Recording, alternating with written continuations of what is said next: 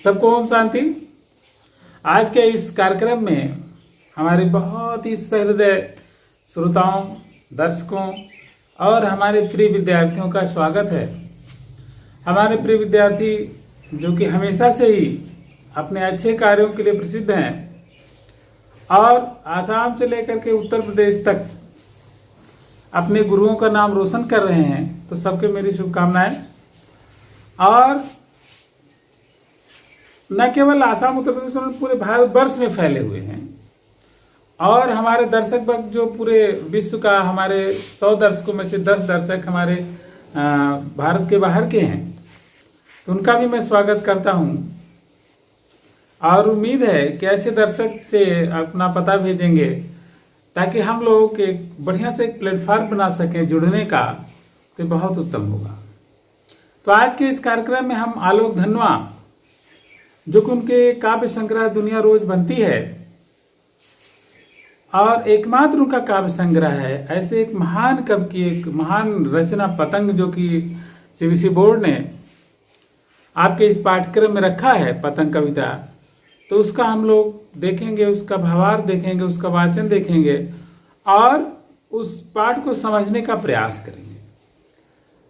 तो हम उस पाठ पर चलते हैं। पतंग कविता। सबसे तेज बौछारे गई भादों गया सवेरा, सबसे तेज बौछारे गई भादों गया सवेरा हुआ, खरगोश की आंखों जैसा लाल सवेरा, खरगोश की आंखों जैसा लाल सवेरा, शरद आया पुलों को पार करते हुए, शरद आया पुलों को पार करते हुए, अपनी नई चमकीली साइकिल तेज चलाते हुए। अब देखिए, आगे ज्यादा नहीं बढ़ते हैं, इन्हीं 4 पंक्तियों की हम भाव आपको बताते हैं। सबसे तेज बौछारे गई भादों गया। अब जानते हैं, कभी ने जनवरी फरवरी वाला मास नहीं लिया है, वरन जो कि अपने राष्ट्रीय कैलेंडर में भी है और भारतीय जनमानस में सदियों से है। चैत बैसाख जेठ अषाढ़ सावन भादों क्वार कार्तिक अगहन पूस माघ। तो देखिए, चैत बैसाख जेठ अषाढ़ सावन भादो, श्रावण मास के पास, श्रावण मास में आपको बता दें रक्षाबंधन का पर्व पड़ता है और रक्षाबंधन के बाद आप जानते हैं कि वर्षा अपने चरम पर होती है और उसके बाद फिर वर्षा थोड़ी सी शांत हो जाती है, थमने लगती है। तो उस समय क्या होता है कि वातावरण पूरा स्वच्छ रहता है, आसमान में धूल नहीं रहती है और धूल के साथ साथ जो नदियों तालाबों का पानी बहुत स्वच्छ हो जाता है। पहले जमाने में भारत के जो कवि थे वो 12 मासा वर्णन लगभग सब कवियों का प्रिय विषय था, 12 महीनों के वर्णन में। तो कवि ने एक ही महीना लिया अभी इसमें भादों, और भादों का वर्णन कर रहा है। उसकी क्या विशेषताएं देखिए। खरगोश की आंखों भाद बौछारे गई, मतलब जो बरसात हो रही थी वो धीरे धीरे समाप्त हो गई और भादों भी चला गया। तो भादों के जाने के बाद क्या, मौसम स्वच्छ हो गया। सवेरा हुआ खरगोश की आंखों जैसा लाल सवेरा। अब खरगोश की आंखें क्या है, बहुत स्वच्छ होती हैं, हल्की लालिमा लिए होती हैं। तो ऐसे ही एकदम स्वच्छ आसमान में भगवान सूर्य उदय हुए। फिर क्या हुआ भाई, शरद आया पुलों को पार करते हुए। अब शरद ऋतु, जैसे हेमंत शिशिर बसंत ग्रीष्म और शरद ऋतु, तो शरद ऋतु भी अब भादों चला गया। अपने यहाँ जो मौसम दीपावली का होता है वो शरद ऋतु में। शरद ऋतु में भी क्या होता है, जैसे वो भादों गया तो चीजें तो वही हैं, लेकिन इसमें भी मौसम स्वच्छ रहता है, हल्की हल्की शीतलता पड़ने लगती है, गर्मी भी चली जाती है और ठंडी नहीं आई रहती है। तो ऐसे बहुत ही सुहावना मौसम होता है। और इसमें लेकिन कभी कहता है पुलों को पार करते हुए, पुल से यहाँ कवि ने ऐसा क्यों संदर्भ लिया और शरद आया क्यों कहा है। तो कवि की वर्णन एक अपनी शैली है और कवि जो है बहुत ही गतिशील रूप से, और बिंबात्मक वर्णन है। बिंब का मतलब होता है कि हमारे दिमाग पर कोई एक छाप पड़ जाए, हमारे दिमाग पर वो मौसम आ जाए, हमारे दिमाग पर कवि जो कह रहा है वो चलने लगे, इस तरह का वर्णन है कवि का। फिर क्या हुआ, अपनी नई चमकीली साइकिल तेज चलाते हुए। शरद ऋतु कैसे आया कि बहुत ही, और घंटी जोर जोर से बजाते हुए। तो यहाँ पर क्या है, दृश्य बिंब है और जहाँ पर ये कवि कह रहा है कि नई चमकीली साइकिल तेज चलाते हुए, फिर कवि कह रहा है अपनी घंटी जोर जोर बजाते हुए। तो हमारे दिमाग में एक लगता है कि कोई साइकिल चलाते हुए आ रहा, घंटी बजा रहा है, तो उस संदर्भ में फिर यहाँ पर श्रव्य बिंब होता है। जहां पर ये घंटी बजाते हुए आ रहा है वहां पर श्रव्य बिंब है, और चमकीले इशारों से बुलाते हुए यहां पर भी क्या दृश्य बिंब है, और आकाश को इतना मुलायम बनाते हुए, जब मुलायम कठोर का जो होता है स्पर्श बिंब होता है। चमकीले इशारों से बुलाते हुए आकाश को इतना मुलायम बनाते हुए कि पतंग ऊपर उठ सके, कि पतंग ऊपर। अब ये क्या है कि कवि वातावरण का निर्माण कर रहा है कि बच्चे जब पतंग सुबह सुबह उड़ाएं तो इतना अच्छा मौसम हो, सारी चीजें अच्छी हो कि पतंग वो उड़ा सके। फिर क्या हुआ,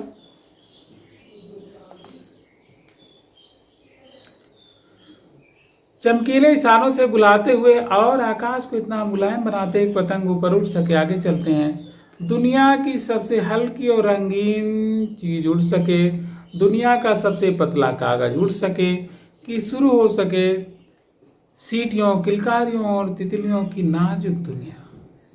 अब देखिए बच्चों का क्या होता है, आनंद उल्लास है, बच्चे पतंग उड़ा रहे हैं, और क्योंकि पतंग बांस की बहुत पतली कमानी की बनी होती है, पतले कागज का बना होता है और रंगीन कागज का बना होता है। तो कभी कह रहा है कि दुनिया का सबसे रंगीन कागज उड़ सके। और क्यों कह रहा है, क्योंकि ऐसा मानता है कि जो बच्चों की ही तो सारी दुनिया है, बच्चे ही कल के भविष्य हैं, और वो आनंद में अगर जीवन जीते हैं तो इससे बढ़िया कुछ भी नहीं है। तो कभी पतंग की तुलना किससे कह रहा है, एक रूपक मान ले सकते हैं कि तितली से। जैसे आसमान में तितली उड़ती वैसे पतंग भी आसमान में उड़ रही है, तो यह दुनिया शुरू हो सके, ऐसा कवि कह रहे हैं। आलोक धनवाजी अपनी पतंग कविता में कह रहे हैं। अब आगे देखते हैं। जन्म से वे लाते हैं अपने कपास, जन्म से वे अपने साथ लाते हैं कपास, जन्म से ही वे अपने साथ लाते हैं कपास, पृथ्वी घूमती हुई आती उनके बेचैन पैरों के पास, जब वे दौड़ते हैं बेसुध छतों को भी नरम बनाते हुए। अब छतों को भी नरम बनाते से में क्या है, स्पर्श बिंब है। और कवि कहता है कि जन्म से वो अपने साथ लाते हैं कपास, माने बहुत हल्के होते हैं बच्चे, पृथ्वी घूमती हुई आती है उनके बेचैन पैरों के पास। दृश्य बिंब यहाँ भी है, पृथ्वी, इसका मतलब इतनी तेज चलते हैं मानो लगता है कि धरती ही नाच रही है। जब वह दौड़ते हैं बेसुध छतों को भी नरम बनाते, मतलब छत चाहे गर्म हो रहा हो, चाहे इतना कठोर है, लेकिन उनके चलने से लगता है कि छत भी बहुत नरम है। जब वे पेंग भरते हुए चले आते हैं डाल की तरह लचीले वेग से। पेंग भरना, जब झूला झूलते तो लोग उसको पेंग मारना कहते, माने एक स्टाइल से चलना, एक गतिशील चलना, तो कहते हैं पेंग भरना। तो लचीले वेग से अक्सर बहुत ही द्रुत गति से जब वो चलते हैं तब क्या लगता है कि मानो वे धरती को भी नरम बना रहे हैं। छतों के खतरनाक किनारों तक उस समय गिरने से बचाता है सिर्फ उन्हें रोमांचित शरीर, उनके रोमांचित शरीर का संगीत। मानो वो छत के किनारों पे भी पतंग उड़ाने लगते हैं, उन्हें जरा सा भी डर भय नहीं रहता है। फिर वो गिरने से कैसे बचते हैं, वह अपने स्वतः नियंत्रण से ही कभी कहता है कि बचे रहते हैं, और उनके अंदर का जो रिद्म है वही उन्हें गिरने से बचाता है। पतंगों की धड़कती ऊंचाइयां उन्हें थाम लेती हैं महज एक धागे के सहारे। पतंगों के साथ साथ वह भी उड़ रहे हैं अपने रंध्रों के सहारे, माने वो भी बहुत हल्के हैं। जैसे पतंग उड़ रहे हैं वो भी अपने मानसिक रूप से उड़ रहे हैं, और उसी के साथ वो भी अपने मानसिक रूप से लगे हुए हैं। और जो एक पतंग का पतला सा डोर है वह क्या है, दोनों के बीच का एक बंधन है और दोनों को थामे। कभी लेकिन अगली लाइन जो कहता है कि अगर वे कभी गिरते हैं छतों के खतरनाक किनारों से, अगर वे कभी गिरते हैं छतों के खतरनाक किनारों से और बच जाते हैं, तब तो और भी निडर होकर सुनहले सूरज के सामने आते हैं। पृथ्वी और भी घूमती आती है उनके बेचैन पैरों के पास। अब यहाँ पर पुनः दृश्य बिंब है, और कभी कहता है कभी कभी ऐसा होता है कि वो छत से भी गिर जाते हैं, और चूंकि उनकी हड्डी लचीली होती है इसलिए उनको कुछ नहीं होता, और बच जाते हैं तब तो और निडर होकर आते हैं दुनिया के सामना करने के लिए सुनहले सूरज के सामने। सुनहला सूरज यहाँ का जो तपती सूरज है, धीरे धीरे आसमान में वो खरगोश की आंखों जैसा लाल सवेरा था और वो पतंग उड़ाते उड़ाते क्या हो गया, बहुत सुनहले रंग का हो गया। माने वो आसमान में दोपहरी हो गई, तब तक वो पतंग ही उड़ाते रहे और धरती भी क्या हो गया, खुद उनके पास आ रही। माने सारी दुनिया उनके कदमों में है। अगर हम सही ढंग से काम करें, बच्चे अपना दृढ़ संकल्प कर लें, तो सारी दुनिया बच्चों के कदमों में। तो कब यहाँ पर दृश्य बिंब का बहुत ही सुंदर उदाहरण प्रस्तुत कर रहा है। तो ये कविता जो पतंग है, यह एक प्रकार से बिंबात्मक कविता है और इसमें दृश्य बिंब, स्पर्श बिंब, श्रव्य बिंब का बहुत ही सुंदर प्रयोग जगह जगह हुआ है। और जो बोर्ड में भी प्रश्न भी आता है, इसी बिंबों से आता है पतंग कविता से, जो नाना प्रकार के बिंब है उसका एक एक उदाहरण प्रस्तुत करें। श्रव्य बिंब का, स्पर्श तिरसात जो बिंब है उन सब का एक एक उदाहरण प्रस्तुत करें। तो इसको जरूर ही याद रखेंगे। और बिंब किसे कहते हैं, जब काव्य का रसास्वादन करते समय हमारे मन पर उसकी छाप पड़ जाती है, उसका एक प्रतिबिंब बन जाता है, उसे हम बिंब कहते हैं। और जहाँ पर सुनने की अनुभूति हो वहाँ पर श्रव्य बिंब है, जहाँ पर स्पर्श करने की क्षमता हो वहाँ पर स्पर्श बिंब है, जहाँ हम आंखों से देखने लगे वहाँ पर क्या है, दृश्य बिंब है। तो आप याद रखेंगे और इसके अनुकूल उदाहरण भी याद रखेंगे। और भाषा इसकी शुद्ध साहित्यिक खड़ी बोली है, कवि इसके आलोक धनवा है और कविता का नाम है पतंग। तो ये सारी चीजें आपके मन में एकदम से आनी चाहिए ताकि बोर्ड में आपके अच्छे नंबर आ सकें। और भूले नहीं, बार बार इस वीडियो को देखें, क्योंकि एक बार पढ़ने से क्या होता है, एक बार सुनने से क्या होता है, चीजें भूल जाती हैं। लेकिन जब बार बार आप देखेंगे तो फिर वो याद रहेगी। तो इसी शुभकामना के साथ कि आपका ये पाठ समझ में आया होगा। जहाँ भी कोई समस्या लगे अवश्य कमेंट करेंगे। सबको धन्यवाद। ओम शांति।